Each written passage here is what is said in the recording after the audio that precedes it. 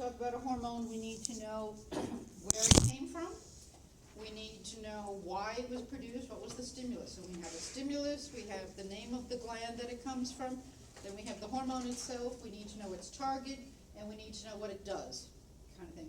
The good news about endocrine system is usual, well, two good things. We can usually use a clinically accepted abbreviation, and secondly, the reaction is usually a negative feedback. So if you know one end of the story, you have a good idea of what the other end of the story is. We said that there were 3 ways to get a hormone released: a neural stimulation, a humoral stimulation, and a hormonal stimulation. We good? So what we're going to do now is we're simply going to go backwards. We're going to work our way back through that list, but we're going to get into a little more detail. So if we start out in testes,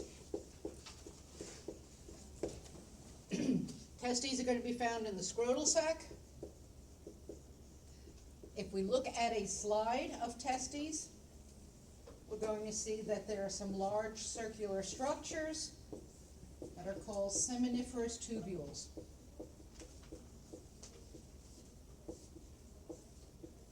And the seminiferous tubules function is pretty obvious, because if you look carefully in lab, you'll see that there's all these little sperm collecting. The job of the seminiferous tubules is to develop sperm. We'll talk about them again at the end of the semester, because that's the reproductive function of the testes. What we want to pay attention to tonight is these fairly inconspicuous sort of shreds of cells that are wedged in between the seminiferous tubules. These are called interstitial cells, because it's the interstitial cells whose job is to produce testosterone.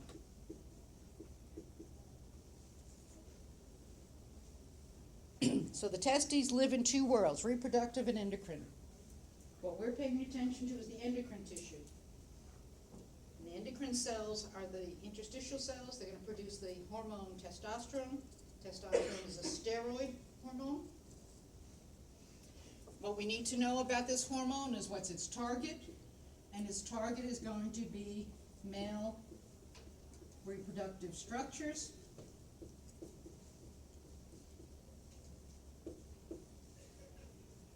That's going to be the target. And then the action is threefold. The actions.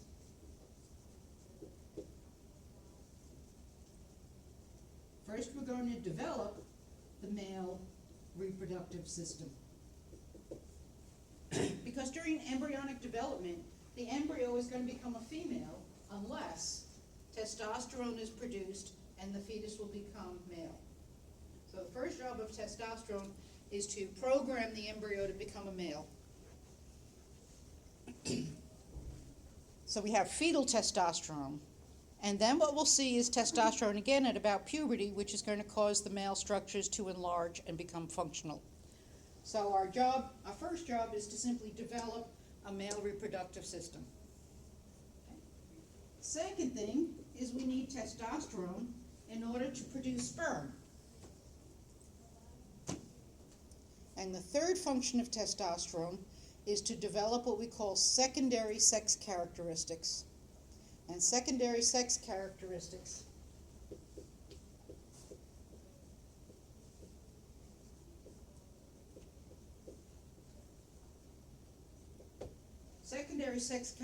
simply mean the outward manifestations of maleness. Deeper voice, larger muscles in the upper torso, things that make you look like you're a male. They have absolutely nothing to do with being a male. A male can have no secondary sex characteristics and still be a functional male. That's what we call them secondary. They have nothing to do with the actual function. But the things, the outward manifestations, the outward advertising, that tells you that you're dealing with a male, secondary sex characteristics. Okay? So testosterone's source is the interstitial cells of the testes. Testosterone's target is male reproductive structures. We're going to make you a male, we're going to develop sperm, and we're going to advertise that you're male. The last thing we need to know about testosterone is what causes its production. And what causes its production is going to be the two gonadotropins, FSH and LH, are going to stimulate the interstitial cells to produce testosterone. So this is the stimulus. Now remember, these two guys are called gonadotropins because they trope or turn on the gonads. FSH, do we need to write? Not allowed to make a mistake tonight.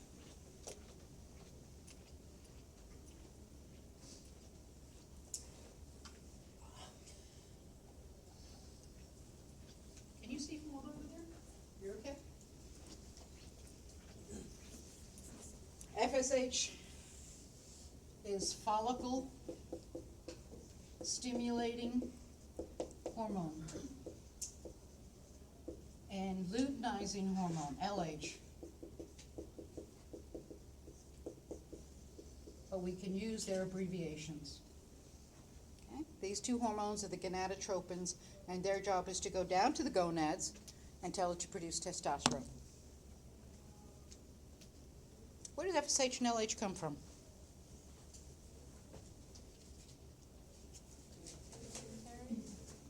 What? Anterior pituitary. Yes. Okay. Okay. These two guys come from the anterior. Only if we can spell tonight. Anterior pituitary. And we'll come back and talk about them again. So we've got testosterone. I have one question. The FSH and the LH. Right. It's like pointing to that, but I thought that was pointing to the. FSH and LH are called gonadotropins. We're all together. They're pointing to blue. Endocrine is blue. So they're going to the interstitial cells, and they're telling the interstitial cells to produce testosterone. Oh, so they're inside the. Like it just looked like it's pointing to like the same structure. I'm confused. They're both blue. Who's blue? Oh, well, there's a lot of interstitial cells in here. So he's going to go to all of these guys and tell them. That's the hormone. Okay. Right.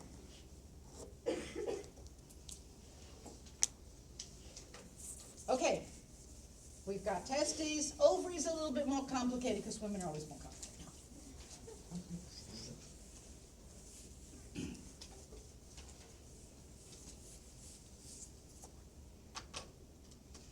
But like the testes, ovaries are going to live in two worlds, reproductive system and endocrine system. Ovaries, if we look at a slide of ovary,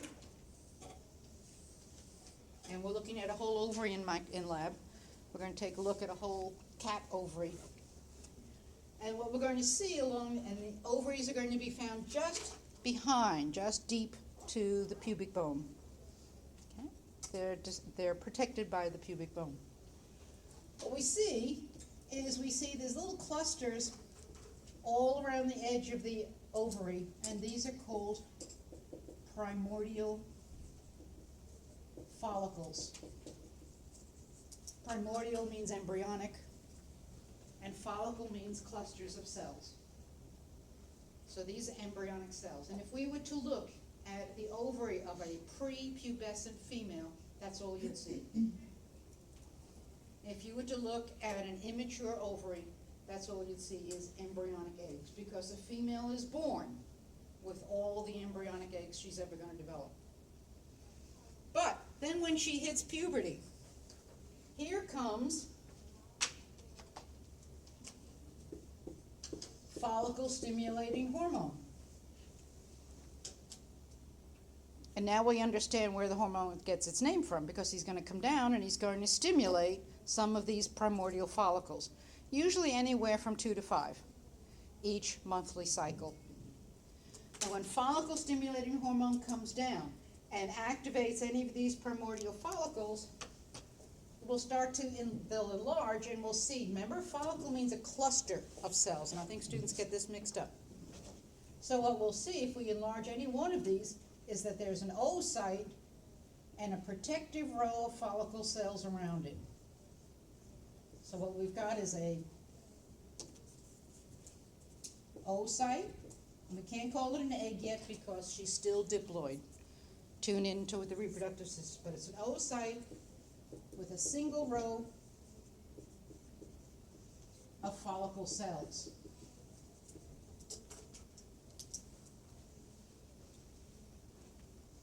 As the monthly cycle continues, more follicle stimulating hormone is going to cause more follicle cells to develop. So what we're going to end up with then is we're going to see we have an oocyte with not just one row of follicle cells, but then there's a second row of follicle cells.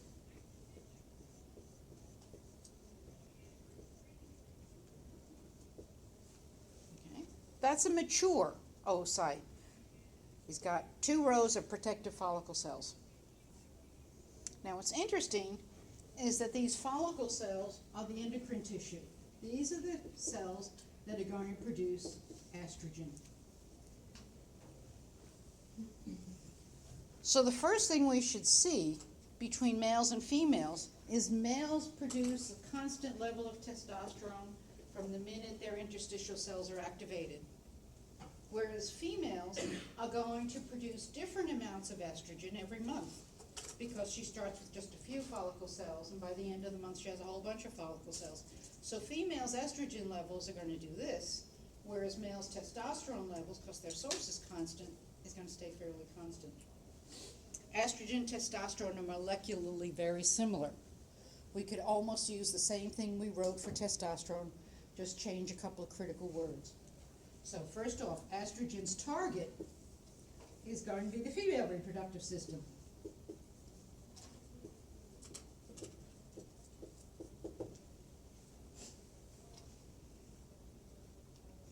Same 3 actions, we just have to change a couple of critical words.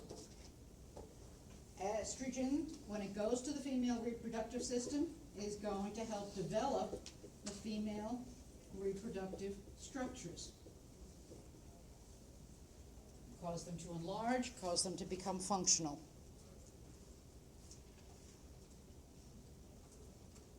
Estrogen is going to help produce eggs.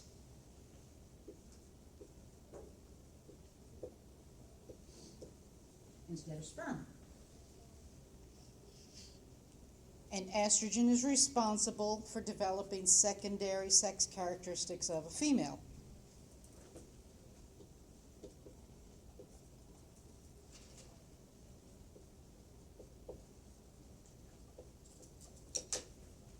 The development of breasts, the deposition of fat in the butt, and all the things that would make the profile or make the outward advertising look female. Again, it has nothing to do with being female, being a functional female, it's the outward advertising. Estrogen and testosterone are very similar. Target is the female, we're going to make the female structures functional, we're going to produce eggs, and we're going to advertise that it's a female. What we already know what causes the production of estrogen, and that's FSH. Okay, so we have the stimulus, the source is the follicle cells in the ovary, target, female reproductive system, actions. I'm sorry, is the stimulus the same as, Stimulus is going to be FSH, not LH. got it. Okay? Now, at this point, we're producing so much estrogen, because look at all these follicle cells, that's going to signal the release of a second hormone, and that is luteinizing hormone. Luteinizing hormone is going to cause the phenomena of ovulation. And what that means is that we're going to take the oocyte and its intimate, its closest follicle cells are going to leave. But we're going to leave the outer row of cells in the ovary. Ovulation is when we pop out one oocyte and she takes with it her immediate protective layer of follicle cells. But she leaves the outer layer of follicle cells, they stay in the ovary. they get terribly depressed being left behind. They want to go out and see the world too. So what they're going to do is they're going to start to turn yellow. And so we call this outer group of cells the corpus luteum, which is a fancy way of saying yellow body. And the corpus luteum cells are going to produce the second female hormone, progesterone. Another steroid. We're all steroids here. Now, progesterone is only going to have one target. Yeah. I'm sorry, what was the corpus luteum? That was. Corpus luteum is the name of that outer row of cells that's abandoned, Okay. left in the ovary. And that produces the progesterone. Yes. Progesterone's target is very specific. He's going to go to the uterus. Probably a she. It's going to go to the uterus, and it's going to tell the uterus to enrich its lining.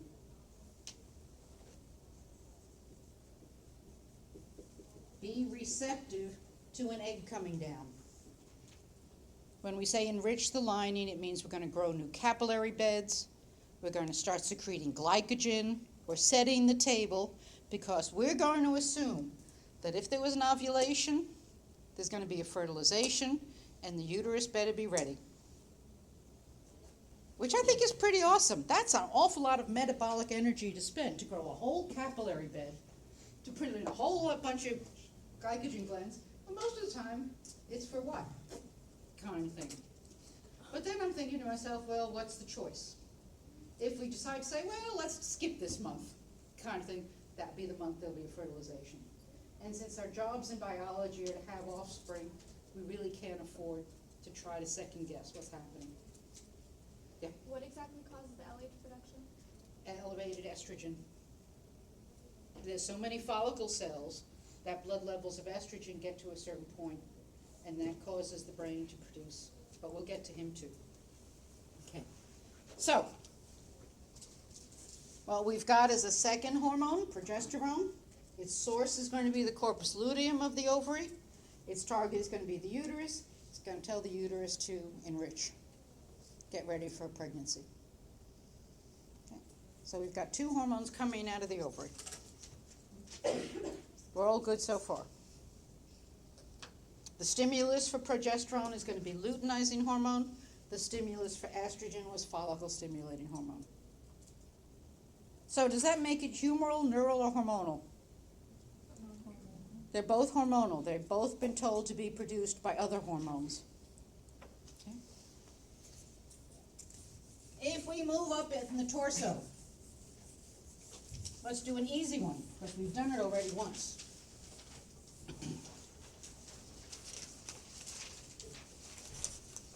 And that's a pancreas.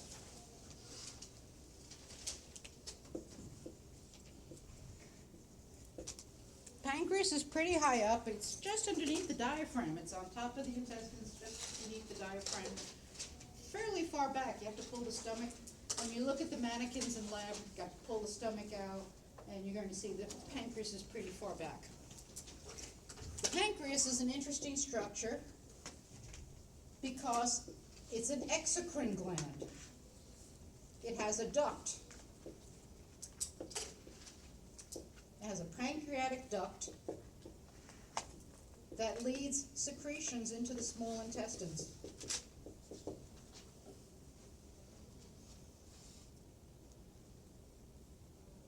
But it's also an endocrine gland because embedded within the pancreas, about 20% of the mass of a pancreas is these cells that we call islets of Langerhans.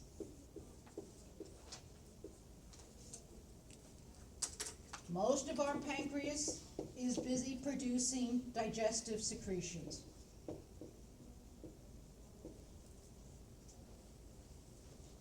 They'll be produced by these little cells called acinar cells. They make up most of the pancreas. And their secretions come down the duct and go into the small intestines. So the pancreas is just like the reproductive tract. They live in two systems. The pancreas is part digestive, pancreas is part endocrine. Everybody knows it as endocrine, but most of it is actually digestive enzymes. So we're gonna come out in back to this guy when we get to the digestive system. Yeah. What does that say right there? The word beside Digestive cells? enzymes that's in our cells, or as in Oh, our it's in our cells. cells. When you look at a slide of pancreas, it's gonna be a while before you find an islet of Langerhans, because most of the pancreas slide is going to be these S in our cells. Yeah. What is it, I'm sorry, what comes out of the duct again? What comes down the duct is the digestive enzymes from the S in our cells. So as a digestive organ, it's an exocrine gland. Yep, What is it secreting into the small intestine? digestive enzymes. And believe me, we'll know all about them in about a month or two. But we want to pay attention to the endocrine tissue. The endocrine tissue of the pancreas is going to be our islets of Langerhans. Islets of Langerhans are going to respond to blood levels of glucose. So here's my pancreas. I better move it.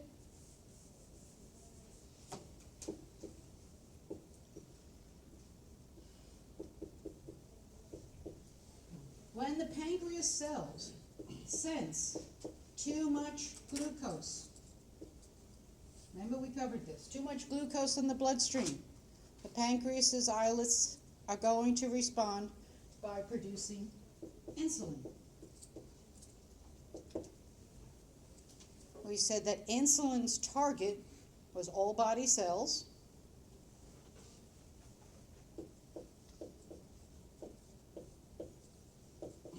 And it's going to tell those cells to just absorb the extra glucose. Get it out of the bloodstream, store it, use it. I don't care what you do with it, just get it out of the bloodstream. Okay? So insulin tells all body cells to absorb excess glucose. And as a result, insulin's effect is to lower blood glucose levels. Yep. So that just comes from the islets of Langerhans? Mm-hmm. So the islets produce the insulin? or- Yep. Okay. The islets are the endocrine tissue, just like the interstitial cells are the endocrine tissue of the testes. So what happens when you do have like diabetes? Hang on to the thought. Oh, alright, sorry. And you said, so the islets, they produce the insulin, but, all the other cells take the glucose in, and not those cells?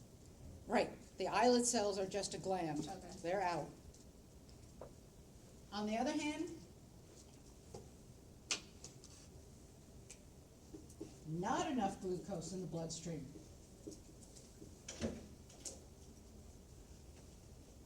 Islets of Langerhans are going to produce glucagon. Be careful with glucagon, it has a very specific target. He only goes to the liver.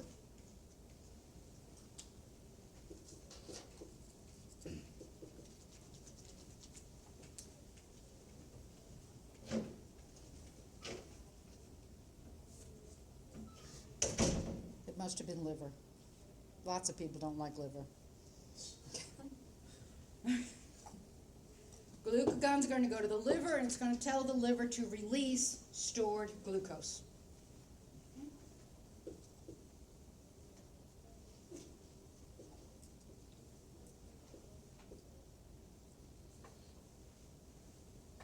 Now, the books will also tell you that glucagon goes to skeletal muscle tissue and tells it to release stored glucose there. But that's just so that the muscles themselves can have some energy. So that's a very local effect and really doesn't affect most of the body. So we're simply going to say that glucagon goes to the liver because that glucose released is going to go to everybody. Okay? Insulin and glucagon. Humorally, hormonally, neurally stimulated. No, not really, the one that's in the blood chemistry. Humoral, right? There's 3 ways to get a hormone to go. Humoral, neural, hormonal. Got one left. It's going to be humoral. It's going to be Because the pancreas is listening to body chemistry, blood chemistry.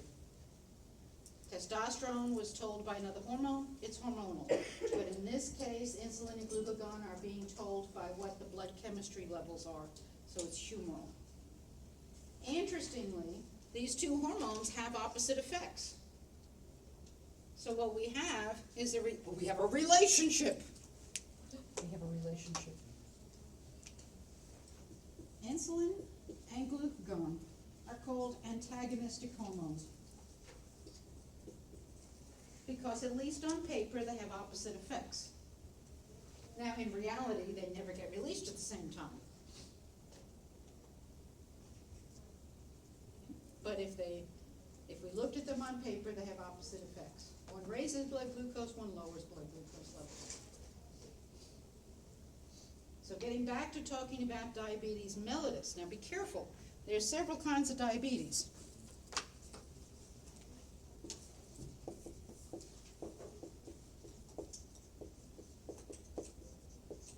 Diabetes mellitus is when we have chronic elevated blood glucose. When you have chronic elevated blood glucose. But it could be because we're not producing enough insulin. It could be because the body cells don't have enough receptors to hear the insulin.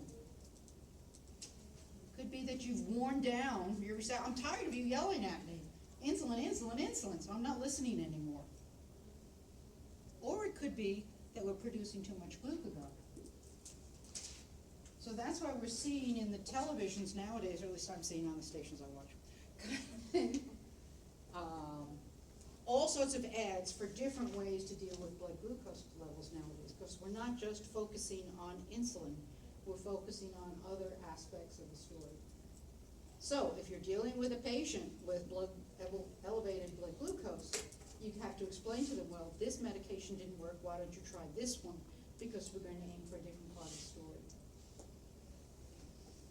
So pancreas is pretty easy. Pancreas produces two hormones, insulin, glucagon. They're both coming out of the islets of Langerhans. They're both humorally controlled by what kind of blood glucose problem you're having. To make up for that simplicity, let's go take a look at somebody that's pretty much a neighbor. He's right at about the same level in the torso, and that is our adrenals.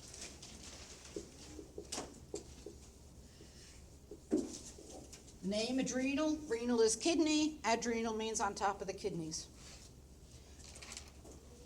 Sometimes they're called the suprarenal glands. It just says the same thing. Suprarenal just means that looks like a little ski cap or something sitting on top of the kidneys.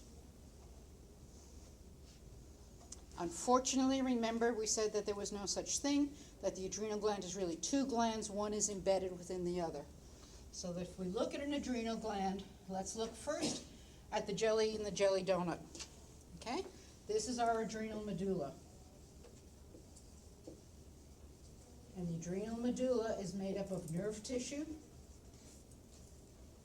The adrenal medulla is going to oh, by the way, insulin and glucagon are both proteins.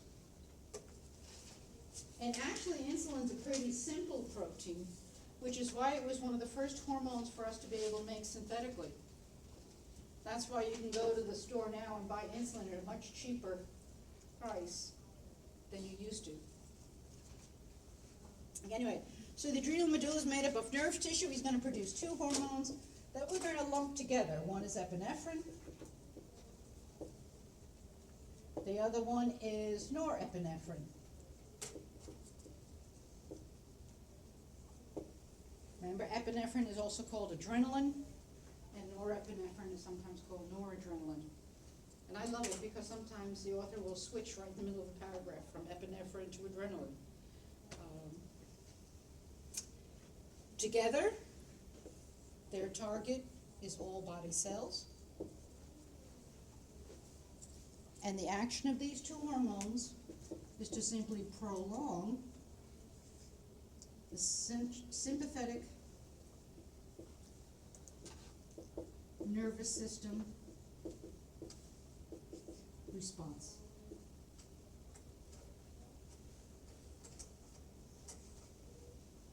Whoa, shades of AP1. Sympathetic nervous system.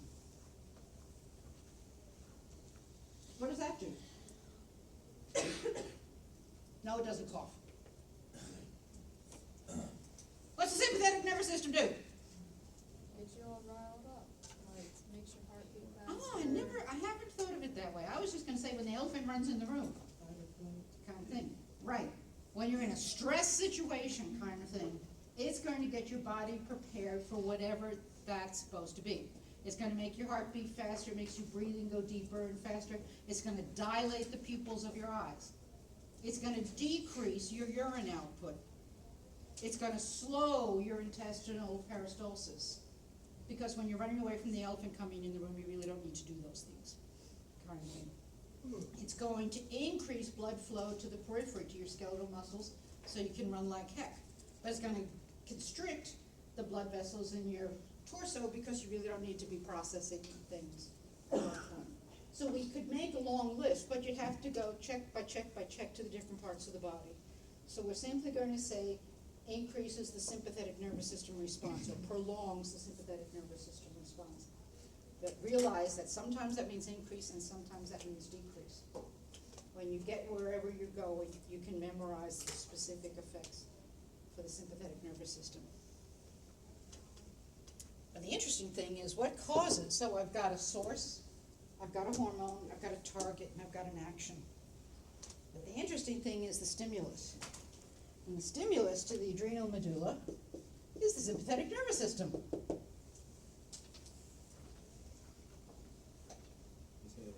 It's the sympathetic nervous system. So that when the elephant runs in the room, your sympathetic nervous system fibers will fire and have your body doing all sorts of things. But then after somebody has gently patted the elephant on his, whatever you patted on, and sent it out of the room, and everybody else is cleaning up, and you're still going, oh my God, did you see that? Kind of thing. 15 minutes later, that's the adrenal medulla's hormones prolonging. Remember, sympathetic nervous system, any nervous system stimulus is, and it's done. So, kind of thing. But then for the next half hour, as you're still sitting there going, kind of thing like that, that's the adrenal medulla's hormone going through the bloodstream and prolonging the sympathetic nervous system response. Okay? So, adrenal medulla, humoral hormonal neural. This is a classic neural. The nerve fibers told the adrenal medulla to do its thing. Okay? And these guys are proteins. So we have nerve tissue producing protein hormones with a neural stimulation. Real good? Good. To make up for that, we'll talk about the adrenal cortex. The adrenal cortex is divided into 3 layers. The adrenal cortex, the outer layer of the adrenal cortex,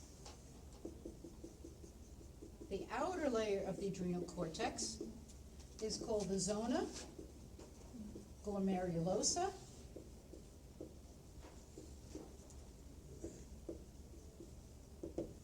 The outer layer of the adrenal cortex is called the zona glomerulosa. Let's go back for a second.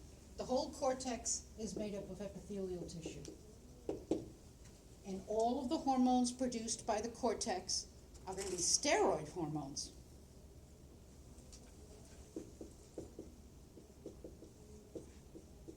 you say that again, please? Yep. If we were to do a chart, do I smell an exam question? If we were to compare the medulla, its nerve tissue produces protein hormones. The cortex is epithelial tissue, and it produces steroid hormones. So they're 2 very different structures. Okay, the cortex that we're going to be talking about now is made up of epithelial tissue, and is going to produce steroid hormones. Now, if we divide the cortex into 3 layers, the outer layer of the cortex is called the zona glomerulosa. It's going to produce a whole set of steroid hormones called mineralocorticoids, which I don't think you can say right unless you have marbles in your mouth. Kind of thing. We're not going to really refer to all of the different, all that's telling you, again, read it backwards. They come out of the cortex and they're gonna control minerals in the body. 90-something% of all the mineralocorticoids produced by this layer fall into one category. So we need to know this word, but we're going to say that coming out of the zona glomerulosa is the hormone aldosterone. Because that's what 90% of the material is. Everybody see what I just said? All the hormones that come out of the outer layer are called mineralocorticoids because they control, you just want to hear me say it 3 times. Why'd you cross Okay, that out? Hmm? Why'd you cross that out? Because we're just going to focus on the one dominant hormone, aldosterone. So if I were That's to another- ask on an exam, what's the hormone that comes out of the outer layer of the cortex, you're going to tell me aldosterone. Because that's the one we're going to We focus still on. need to know the name though. Excuse me? We still need to know the name though. I mean, you need to understand what the word is, Okay. because I think nursing uses it. They like big words. Aldosterone is the hormone we're worried about. He's a steroid hormone. He's going to go to all body cells. Oh, no, he's not. Aldosterone's target is the kidneys. And when he gets to the kidneys, he's going to tell the kidney to retain sodium ions. Pull the that retain means pull it out of the urine, put it back into the bloodstream. We're going to retain sodium, we're going to pull it out of the urine, put it back into the bloodstream. If we pull sodium back into the bloodstream, that little brother is going to follow, just passively.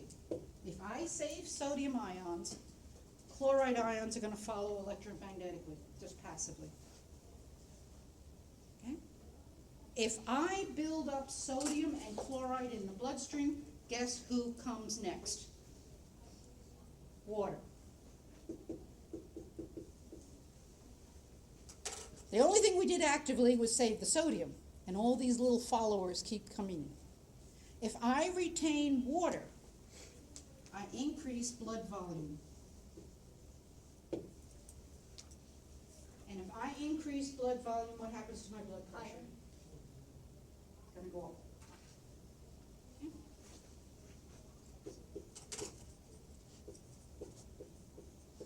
I have a question. Mhm. So does aldosterone make this retain this in the blood or the kidney? Aldosterone comes out of this layer and it goes over to the kidney and stimulates the kidney cells to retain sodium. So it's in the kidney. He goes to the kidney, yes, and does this in the kidney.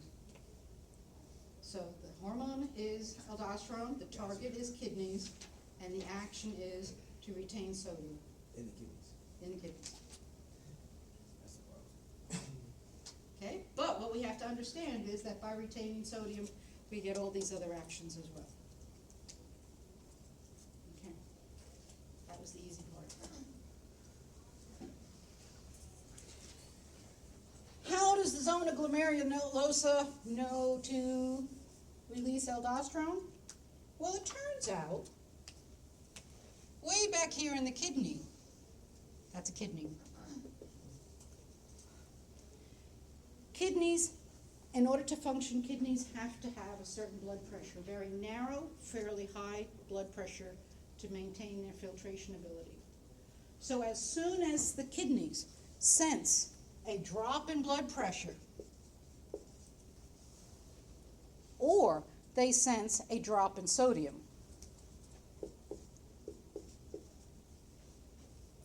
they're going to respond very quickly by releasing their own hormone, renin.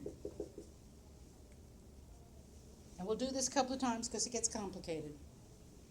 When the kidneys are distressed by having low blood pressure, by having not enough sodium, they're going to release a hormone, renin. Renin goes into the bloodstream and finds a protein running around in the bloodstream called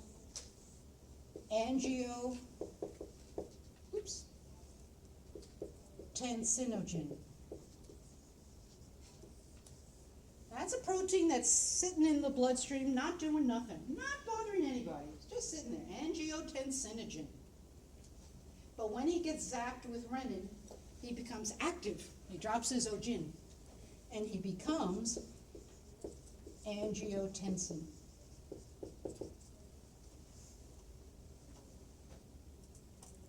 When the adrenal cortex, zona glomerulosa, senses an increase in blood angiotensin, he releases aldosterone. And look what aldosterone does. He goes back to the kidney and he solves the problem. What was the problem? I had low blood pressure. I didn't have enough sodium. Through a series of steps, renin to angiotensin to aldosterone. Aldosterone goes back to the kidney and fixes the problem. I know. Can you say it again? I absolutely will. First is the problem. The kidneys sense, so we're really talking about two hormones here. Yeah. That's part of the problem. The Okay. aldosterone from the kidneys and Aldosterone comes from the adrenal cortex. Renin comes from the kidney. So when the kidneys are upset, they're going to release renin. Renin goes out into the bloodstream, and his target is angiotensinogen. Okay, so here's my first hormone. Here's the source. Here's the target. Here's the action. Is to make angiotensin. But the presence of angiotensin acts like the stimulus to the zona glomerulosa to produce a second hormone, target action. It, you said if the presence of it acts as a stimulus to what? To the zona glomerulosa. When it senses that the blood coming through has a lot of angiotensin in it, he's going to know it's time for me to release aldosterone. So the zona, that releases the, Aldosterone. got it. He's sensitive to angiotensin, and he releases aldosterone. And then that in turn does what? Goes back to the kidney and solves the problem. Got it. Are they like synergy? No, they actually don't have a fancy name for this relationship, but that's a good point. There should be a diagram that would help. I think you got it.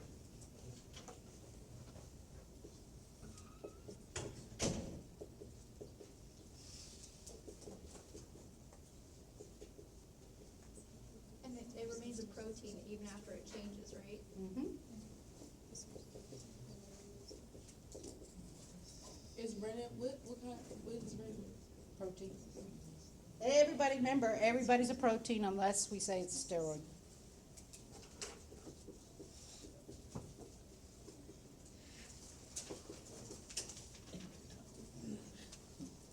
Hey, I always think of this as like a baseball play, to the first, to the second, to the third base. It's renin to angiotensin to aldosterone. Ah, caught it. Okay, when there's a problem with the kidney, he didn't have enough blood pressure to work, he's going to release renin. Renin is going to activate the angiotensin.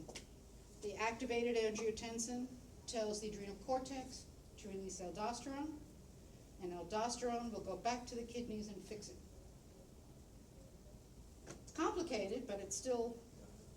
Now, interestingly, this step right here involves a special enzyme called angiotensin converting enzyme. We don't need to worry about it. Hang on to the thought. ACE. Some of the most popular blood pressure medications are called ACE inhibitors.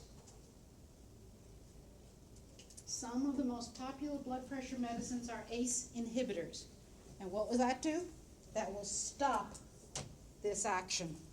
The medication inhibits the enzyme from doing the conversion. If you stop this, then we don't get the increase in blood pressure.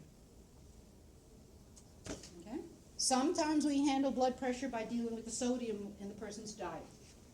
And sometimes we handle blood pressure by giving them an ACE inhibitor and just stopping the chain of events. Blood pressure gets very complicated. Yeah, So how does that stop the blood pressure from going up? because we break the chain. But how does it stop that? It doesn't stop the retaining of the sodium. It doesn't, it stops everything. This, Right? the adrenal cortex never gets activated, so there's nothing. We stop It's the like chain. basically just like turning off the kidney. Yep. Well, not the whole kidney. No, we turned off the cortex. Guys, get your kidneys and your cortex straight. Okay, so after the aldosterone goes back to the kidneys, that's when it retains the sodium and? Right. Okay. If the problem was low blood pressure, elevate the blood pressure. Low sodium, elevate the sodium. So it's a very glorified negative feedback Or you can story. do both? Yeah, they have to have, they're related to each other. Okay, so they do both no matter what. Yeah, if you're gonna save sodium, you're going to have a blood pressure issue. Got it. One other thing about sodium is remember that sodium ions use the same door as potassium ions. But it's a revolving door, and wherever sodium goes, potassium goes in the opposite direction. So if you have a patient who is on a medication that affects their sodium, you have to watch their potassium. Because it's the same revolving door. If I pull the sodium in, the potassium is leaving. So you have to make sure the patient has enough potassium if you're manipulating the sodium. Isn't that why they tell you to check the potassium levels before giving anything like Lasix and? Okay, so that's the outer layer of the cortex. That's the outer layer of the cortex. Outer layer of the cortex is going to produce aldosterone, et cetera, et cetera, et cetera. The middle layer. The middle layer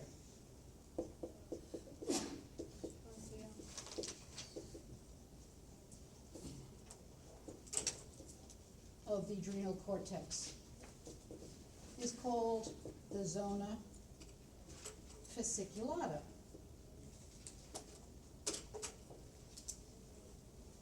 And the zona fasciculata is going to produce a whole bunch of hormones called glucocorticoids.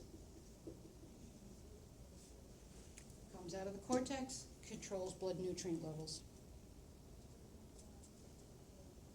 Again, the vast majority of the hormone that comes out of this layer is one hormone, cortisol.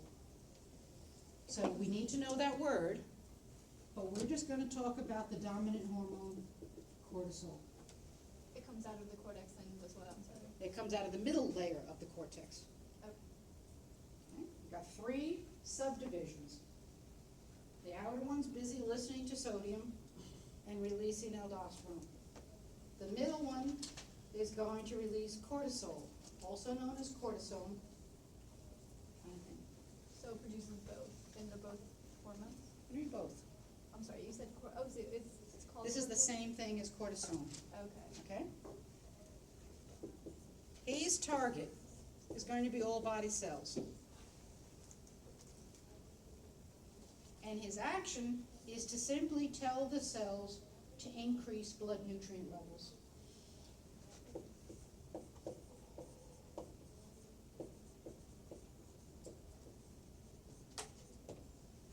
Now, what does that mean? It means I'm going to break down fats and release glucose into the bloodstream. I'm going to make sure there's more amino acids in the bloodstream. I'm just going to increase all the basic nutrients in the bloodstream. Okay? You said break down fats and what? Into glucose. I'm going to take proteins and make amino acids. I'm just going to get I'm setting the table again. Okay.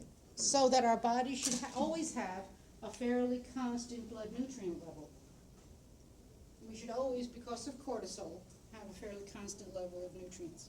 Now, so far he's pretty straightforward. the zona fasciculata. Who's gonna stimulate that? Oh, we know who this is. He's gonna be stimulated by a hormone called ACTH. Adrenocorticotropic hormone. Does that have anything to do with, action potential? No. ACTH, remember him?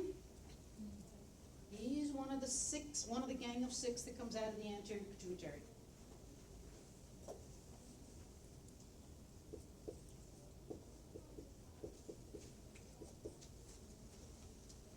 So cortisol is our second adrenal cortex hormone. We had aldosterone, now we've got cortisol. Cortisol's target is all body cells. Cortisol's job is to tell the body cells to release and increase blood nutrient circulation. And cortisol's source is the middle layer of the cortex. Cortisol's stimulus is ACTH from the anterior pituitary. So it's cortisol, and I'm sorry, what other one? The two hormones? The cortex? We already did aldosterone. Now we're in the middle layer. Middle layer. Okay. So we've done the aldosterone story. We've done the cortex story. The cortisol story. Interesting thing about cortisol. Cortisol normally is produced in very minute amounts, like any other hormone. And in that case, what he does is just what we said. He increases blood nutrient levels. But we also know cortisone as a cream that you smear all over yourself when you want to reduce an inflammation. It's interesting that in some molecules we have two phenomena. The physiological dose is the amount that's normally produced by the body. Cortisol's physiological dose is to raise blood nutrient levels. But if we give ourselves cortisol in pharmacological, in other words, out of a tube, something you can see, that kind of amount, then it's an anti-inflammatory. So it's interesting that the same molecule, but in vastly different quantities, can have very different effects. We're not sure we understand that. Yeah. I'm not 100% positive, but I think I went to an endocrinologist and they gave me a pill of cortisol. Oof. Mhm. I can't remember what it was for. I'm just trying to. Did you have any allergy? I think I went there because I told my doctor that I was tired all the time. Then you're getting the physiological dose, which is just raising the blood nutrient levels. And also by pill, it goes blood-wise, whereas cortisone tends to have a local, that you put it on the bee skin or something like that. Yeah, What's the difference between cortisol and cortisone? nothing, it's just another way of saying it. We're going to say it's the same thing. It really is. Cortisol is like epinephrine and adrenaline, it's the same thing. So you ever look like sports are using cortisone shots? Yep, for anti-inflammation. And you're just saying Because that, that's a pharmacological dose, where you can see it. So you're getting it for anti-inflammation, Gotcha. not raising your blood nutrient levels. just the dosage is the difference. Is the difference, right? Big amounts is pharmacological, it's unnatural, Okay. and physiological is the natural normal amounts. Okay, so the middle layer is pretty straightforward. Cortisol, humoral, neural, hormonal. What stimulates it? Humoral, hormonal, neural. It's gonna be hormonal, it's ACTH, it's a hormone from someplace else. See, he's hormonal. He's hormonal. To make up for all of this, the innermost layer of the cortex, is called the zona reticularis. He's the inner layer.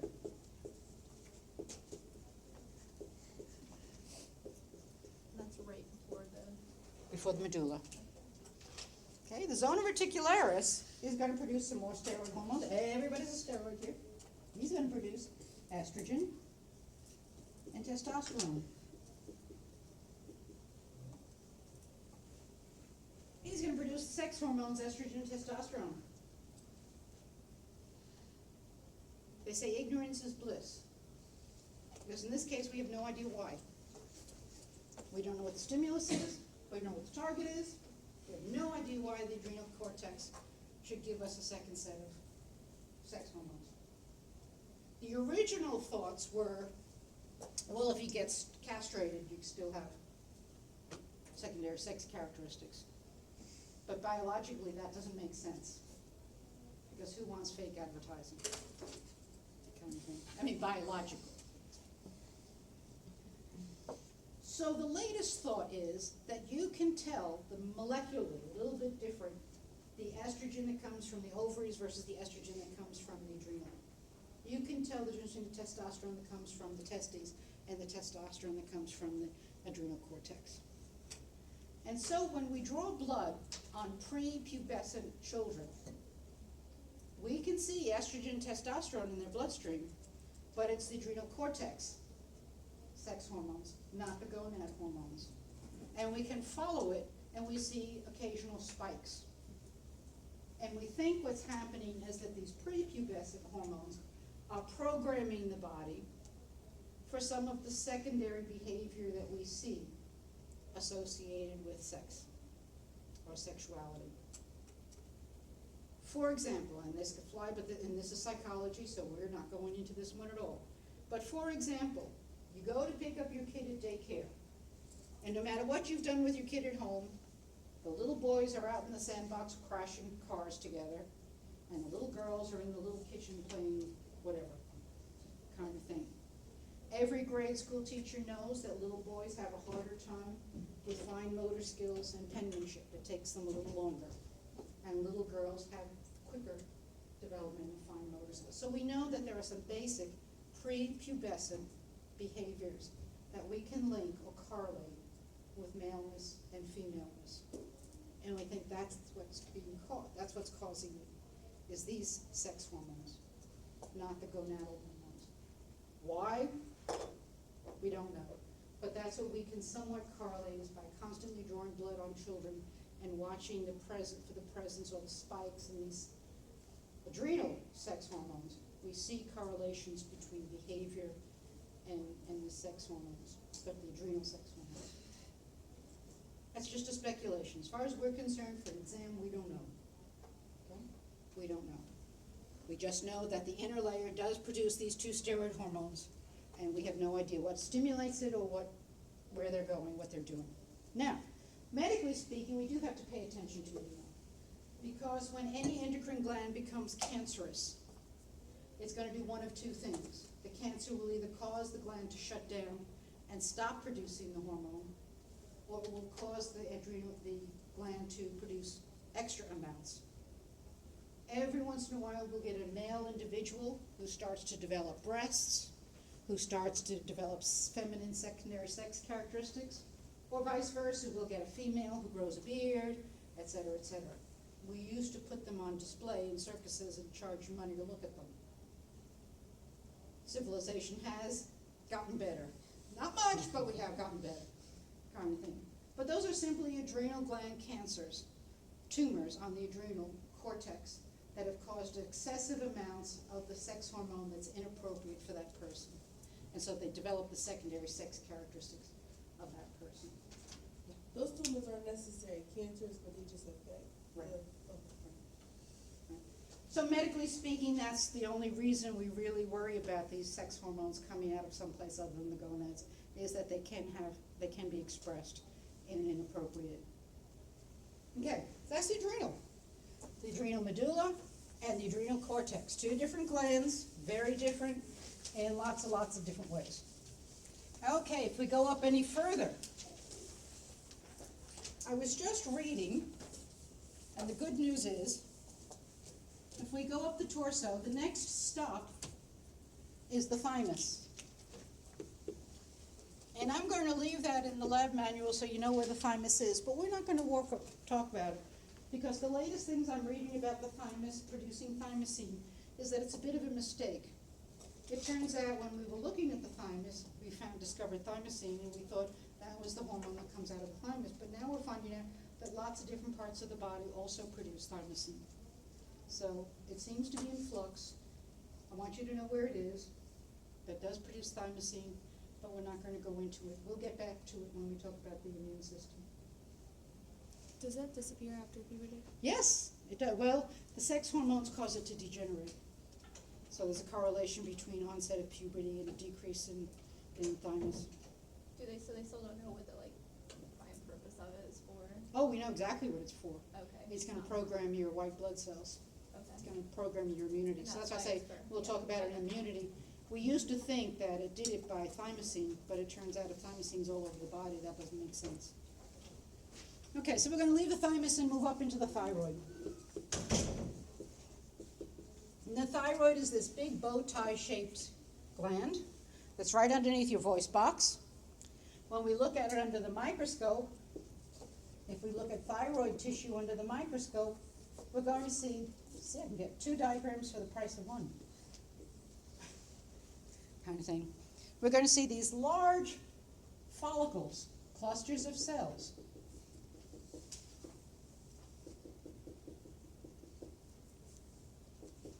And what these are is this is follicle cells,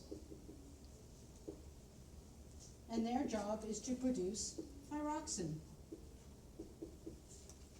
And then what they do is they store the thyroxine right in the middle of the packet. So you've got a pocket of cells that we call follicle cells. That pocket of cells is going to produce thyroxine. But unlike all the other endocrine glands, the thyroid can store his thyroxine for up to 3 months. Most glands, you make it, you send it out. But the thyroid gland produces thyroxine and then stores it in little clusters right in the center of each follicle, in the center of each pocket.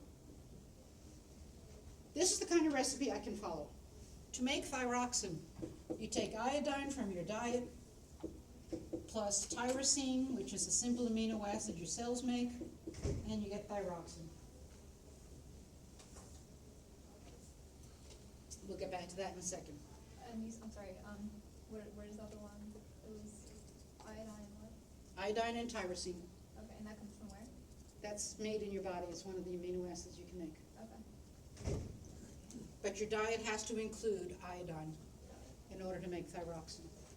So we'll get back to that thought in a minute. Thyroxine's target, all body cells. And thyroxine is going to increase your metabolic activity. He's just going to make your cells go faster. Okay?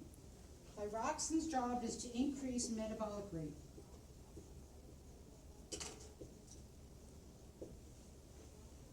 Whatever you were doing, do it faster. Now, if I increase the activity level of a cell, what happens to body temperature? It's going to go up.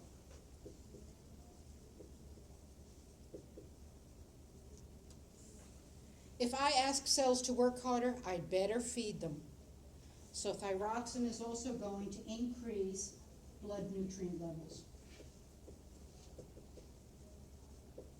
Again, that means that we're going to break down fats and put more fatty acid. We're going to put glucose into the bloodstream. If you're going to ask the cells to work harder, you better increase the nutrients available to them.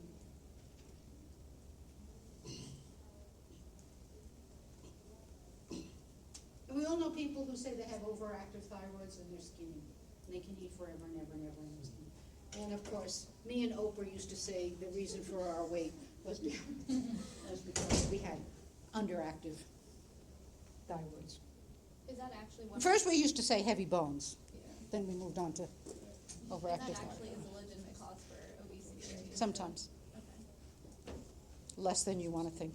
Right, no, I knew it was like way less. than But, I mean, obviously it does. The other time, okay, so thyroxine is going to have a target, it's going to have an action. Thyroxine source is the follicle cells of the thyroid gland. Could you repeat, I'm sorry. Hang on. Follicle cells of the thyroid gland. Be careful, because we had follicle cells in the ovaries. And that was estrogen, so watch your wording. Follicle cells doesn't answer the question. What is the source of thyroxine? The follicle cells of the thyroid gland. So here's our source, here's our target, here's our actions. What causes the follicle cells to produce thyroxine? And that's a stimulus, right? I haven't gotten there yet, that was just a... What do we gotta call a hormone that stimulates the thyroid gland? Thyroid stimulating hormone. Voila.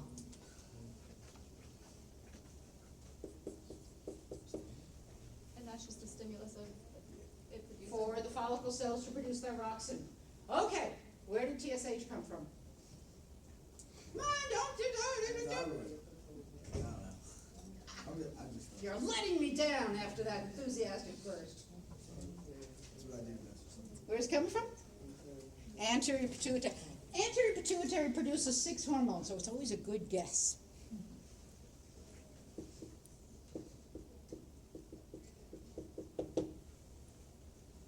Okay, so we've got a hormone thyroxine, target all body cells, action is all of those things. Source is the follicle cells of the thyroid, and the stimulus is TSH. Humoral, hormonal, neural. That'd be hormonal. TSH is hormone, tell the thyroid to produce thyroxine. Now, in comparison, if you look carefully, and I hope that your lab teacher doesn't ask you to, I taught her not to, so hopefully, but officially you should be able to see little cells wedged in between. I think you're making it up if you see them, but that's okay. These are called, cleverly enough, C cells. In the thyroid tissue, you will see little cells called C cells. They say to Blake thinking of that. C cells are going to produce the second hormone that comes out of the thyroid gland, and that's called calcitonin.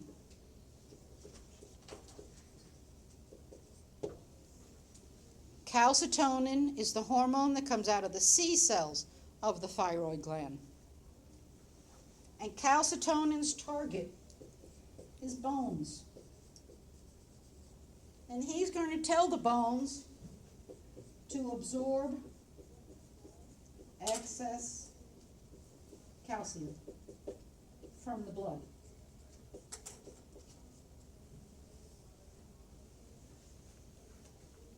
Guess what the stimulus is?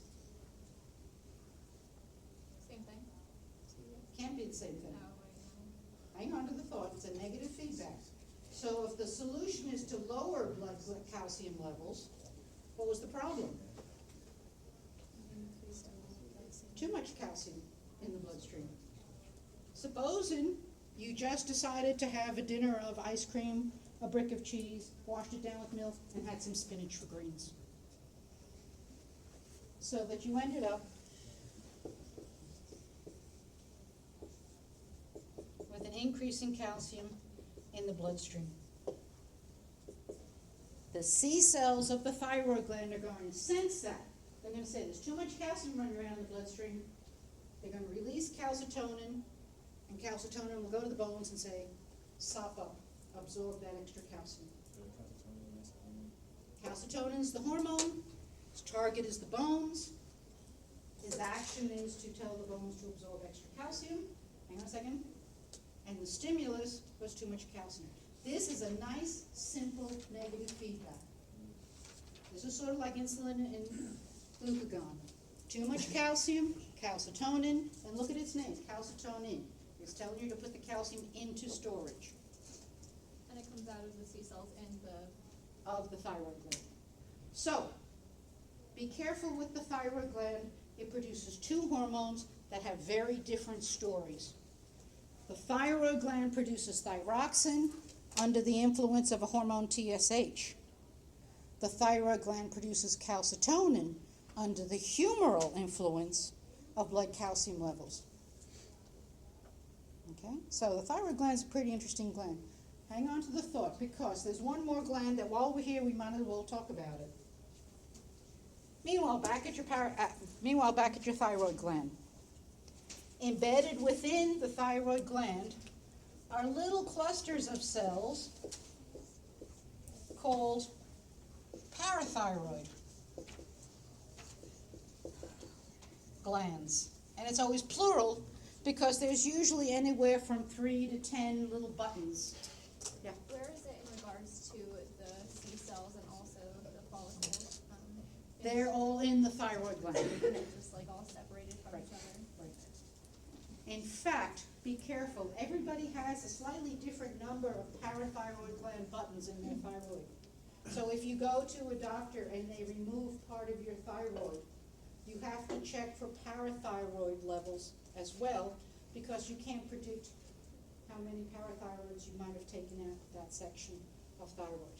Anyway, parathyroid glands are going to produce a single hormone. Make it up. Parathyroid hormone.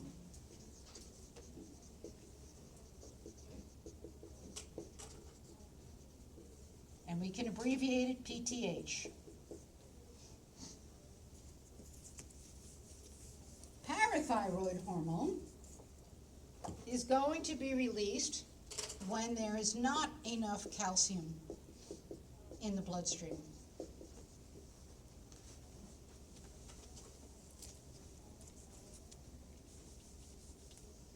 When there's not enough calcium in the bloodstream, the parathyroid glands will listen. They'll release parathyroid hormone. Parathyroid hormone will go to 3 targets. He's going to go to the bones and tell it to release stored calcium. So parathyroid hormone is a bone thinning hormone. If a person has osteoporosis, we probably want to give them medication that blocks parathyroid hormone. Or give them a calcitonin stimulant, either way. He's also going to go to the kidneys. Hey, we haven't talked about kidneys in minutes. And he's going to tell the kidneys to pull calcium out of the urine. Don't pee it out if we're trying to save it. Okay, so we're going to go to the kidneys and we're going to tell it to retain calcium from the urine. There's no sense in urinating calcium out if we're trying to save it. It's like turning on the heat and opening the windows. Lastly, parathyroid hormone is going to go to the small intestines. And he's going to tell the small intestines to absorb more calcium from food passing through. Now, check that stuff. Make sure there's no calcium getting through. All 3 of these actions are going to do what to blood calcium levels? We're going to bring it back up. Simple negative feedback. I didn't have enough calcium in the bloodstream. I'm going to increase calcium in the bloodstream. Calcitonin from the thyroid and parathyroid hormone from the parathyroid glands. What's their relationship? One increases blood calcium levels, one lowers blood calcium levels. They're antagonists. It's our second set of antagonistic hormones tonight. The only 2. No. Insulin and glucagon are antagonists. Calcitonin and parathyroid are antagonists. Again, they're antagonists on paper. Hopefully in the real world they don't come out at the same time. Okay? Yeah. I have a question. I was wrong. You talked about thyroxine increases the metabolic rate. Is that why people with like thyroid problems are really weight? Most of them are. Is that kind of what happened? Is that like how? Can I sharpen my point, my eraser and throw it out? Yes. Oh, I was making. Sometimes. Alright. Okay, I dare you to ask another one. Is like the thyroid problems being hereditary? I have no idea. Is that a good question? Is that a good question? Is that a better question? Okay. So let's go back just for a second to thyroxine, because the reason I gave you that formula is that in order to make thyroxine, you have to have iodine in your diet. Many parts of the world, not many, but some parts of the world don't have, we get iodine, or we used to get iodine because there's, when you're in the ocean, iodine comes in with the salt spray, goes in the soil, we grow plants, we eat the plants, and we get iodine.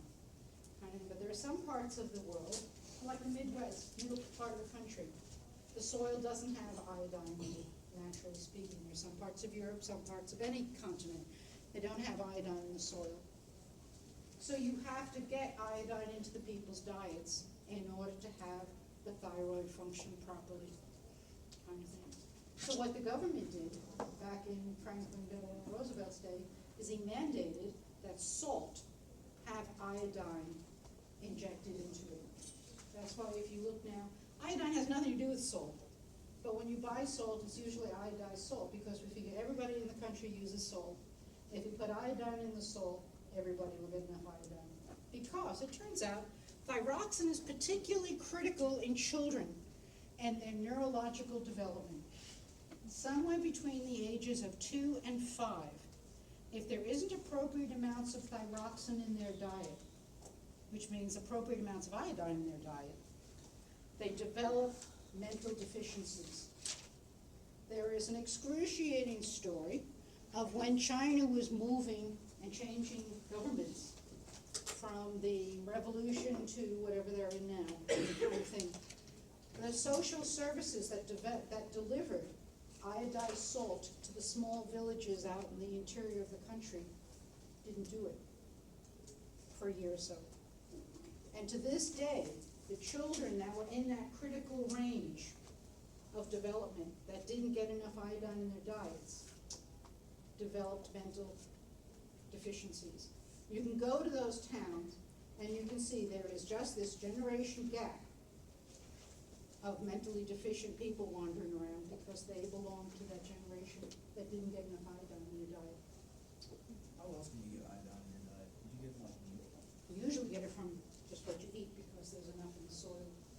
Same But thing with, some people, same thing with like potassium, you can get it from anything, but also.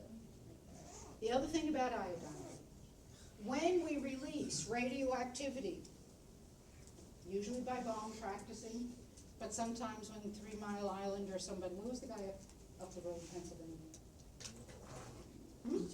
Peach Bottom. When they decide to have an accident, whoops, we let some radiation out. The radioactivity includes radioactive iodine.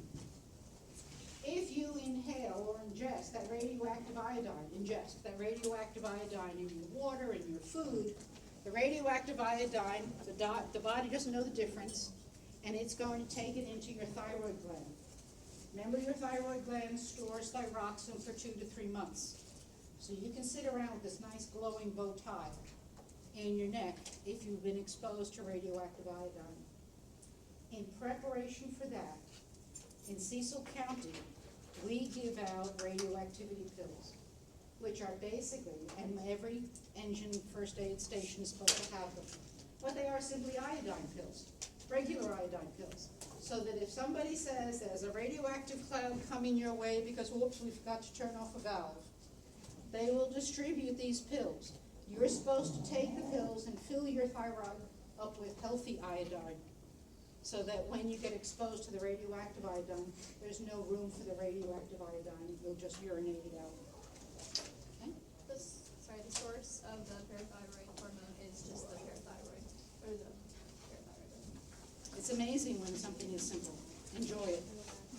Okay, so we covered a lot of material, but the best is yet to come. Still have 2 materials to do. Woo! Today is Monday. Let's see how you call it Wednesday. Could be. I was saying we have to wait and see how much we get done. We should be ready for a quiz a week from Wednesday.